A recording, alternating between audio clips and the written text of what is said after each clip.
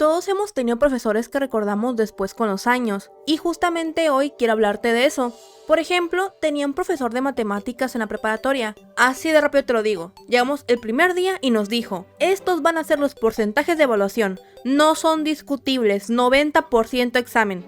Todos saltaron del miedo por la manera que quería evaluar el maestro. Nadie quería un examen del 90% en un curso de matemáticas avanzadas. El profesor nos mandó a callar y nos dijo que no lloráramos, porque él era buena onda. Así que nos regalaba un punto de la calificación gratis. Ya teníamos garantizados el 10%. No era obligatorio venir a clases, ni hacer tareas, ni nada. Solamente hacer el examen. Pero a cambio, que no se nos ocurriera estarle rogando si nos reprobaban por no ir a clases. Mi profesor era todo un personaje. Incluso con un 90% se podría decir que él era muy bueno en lo que hacía. Él llegaba y explicaba el tema, duraba solamente unos 30 minutos en una clase, que supuestamente duraba 2 horas, ponía unos ejercicios y se sentaba con su celular por si acaso le preguntaban algo. Podría decirse que mi profesor era transparente en muchos sentidos. Incluso cuando estaba explicando, recuerdo verlo parado enfrente de la pizarra con una fórmula que nunca habíamos visto en nuestra vida.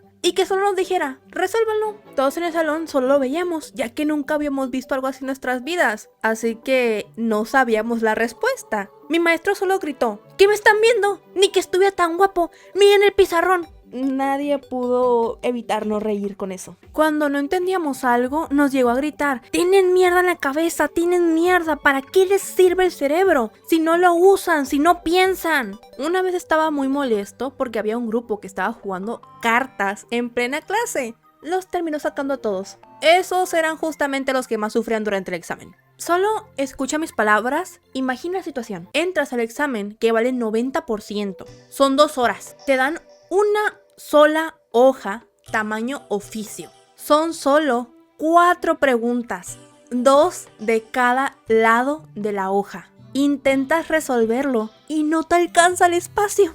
La gente salía aterrada de ahí, pero lo peor era cuando daban calificaciones. No recuerdo si siempre lo hacía así, pero recuerdo una vez que entregó calificaciones empezando por el más alto y cada vez iba bajando más y más y más y más. Era una tortura, porque tú veías cómo pasaban y pasaban y pasaban y pasaban personas y todavía no tocaba tu turno. La gente le preguntaba a los que pasaban qué habían sacado ellos para ver por dónde iban. Pasaban los 9, pasaban los 8, pasaban los 7 y hay gente que llegó a sacar 0 con ese profesor.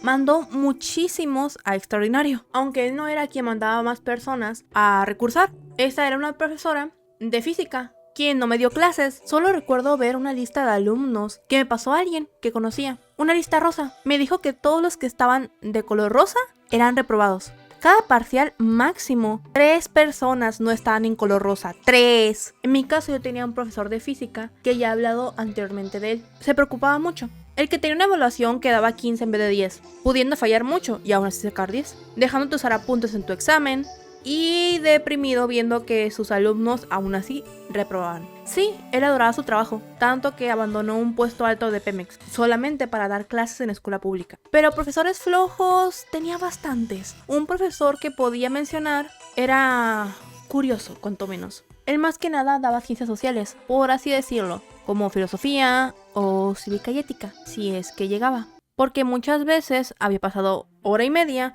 y nos preguntamos: ¿qué pasó? Alguien volteaba y veía al profe en la cancha que estaba enfrente del salón jugando básquet con otros alumnos. Si lo notábamos, él estaba en plan de ¿quieren jugar? Y seguía lo suyo. Pero cuando sí había clases, él tenía una forma particular de hacer sus clases. En sí nos sentaba a todos en un círculo. Todas las clases venían con un tema el cual teníamos que investigar previamente y hablar al respecto en su clase. Podría decirse que teníamos que exponer en todas las clases sobre lo que encontrábamos, lo que opinábamos del tema, pero eso tenía varios problemas. En primera, éramos un grupo de 45 personas y las clases eran tan cortas como unos 50 minutos más o menos, y no todos podían pasar.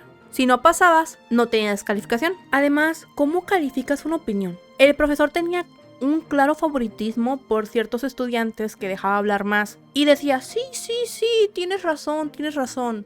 Para él decía que calidad era mejor que cantidad, pero ¿cómo alguien que solamente habló una vez durante todo el parcial. Tiene mejor nota que alguien que habló en cada tema. Además pone que la clase era de 50 minutos, pues 30 eran de él solo hablando, haciendo que casi nadie pudiera participar. Sus clases eran algo así. Bien, Cintia, ¿puedes decirme qué piensas sobre el significado de la vida? Pues el significado de la vida depende de la forma en la que lo observas y el papel que tomas en la sociedad. Por ejemplo, si buscas el sentido biológico que tienes como ser humano, es reproducirte, cuidar a los seres humanos, cuidar a seres humanos funcionales para el futuro. Y sí, Cintia, espérame, lo que dices es muy importante, porque en efecto, yo soy padre y empezamos a ver y preguntarnos cuándo se marca nuestra línea como padre e individuo. Si nuestro objetivo es reproducirnos, entonces, ¿qué sucede con nuestros hijos cuando se van de nosotros? No importamos, porque ya cumplimos nuestro papel en la sociedad. Definitivamente, pienso que es mejor ser nosotros a ser un padre o una madre, ser individuos, mientras que desenvolvemos el papel en la sociedad. Bien, Cintia, gracias por tu aporte. ¿Quién más quiere participar? Pero no dije nada. Había mucha gente que no participaba porque no la dejaban participar, ya que había largos monólogos de este señor. Además, con este profesor tuve una extraña situación. Hubo una vez que teníamos que exponer enfrente de la clase para una evaluación. Era un tema de filosofía, no recuerdo cuál, pero sí recuerdo que me llamó mucho la atención. Empecé a exponer y mi maestro, quien estaba viendo su cuaderno durante toda la clase, dejó de verlo solamente para verme a mí. Seguí exponiendo y se quitó los lentes de leer y me veía fijamente, sin apenas parpadear. Mientras seguía mi exposición, él se levantó de la silla y empezó a caminar lentamente hacia mí, sin decir nada, solamente mirándome fijamente. Me sentía sumamente nerviosa. Se paró al lado mío y podía sentir su respiración en mi cara. Quería gritar, quería llorar, nadie hacía nada y yo solamente me esforzaba para seguir exponiendo. Tal vez como él estaba de espaldas, nadie notó lo cerca que estaba de mí. Todos estaban muy lejos además. Pero yo apenas tenía fuerzas para ponerme a hablar, pero seguí exponiendo. Después de salir varios años de una fobia social, no sabía qué hacer además de solo terminar mi tarea. Me bloqueé hasta que terminé. Mi profesor solamente me miraba embobado y empezó a aplaudir enfrente mío y dijo, perfecto. Se alejó a un espacio razonable y me dijo, ni yo podría haber hecho mejor que tú. No tengo nada más que agregar, no puedo pensar cómo ser mejor.